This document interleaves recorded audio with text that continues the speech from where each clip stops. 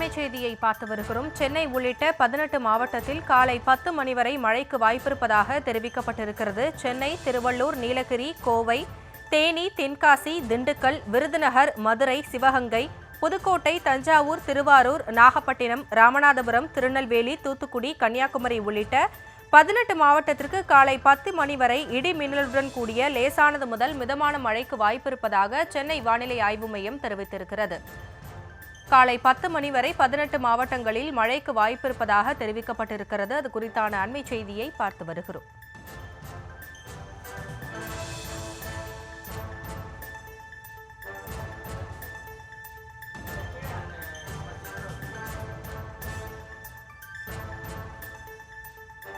மாவட்டங்களில் மழைக்கு வாய்ப்பிருப்பதாக தெரிவிக்கப்பட்டிருக்கிறது. சென்னை, திருவள்ளூர், நீலகிரி, கோவை, தேனி, தென்காசி, திண்டுக்கல், விருதுநகர், மதுரை, சிவகங்கை, புதுக்கோட்டை, தஞ்சாவூர், திருவாரூர், நாகப்பட்டினம், ராமநாதபுரம், திருநெல்வேலி, தூத்துக்குடி, கன்னியாகுமரி உள்ளிட்ட 18 மாவட்டங்களில் அடுத்த 3 மணி நேரத்திற்கு, அதாவது 10 மணி வரை மழைக்கு வாய்ப்பிருப்பதாக சென்னை வானிலை ஆய்வு மையம் அறிவித்திருக்கிறது.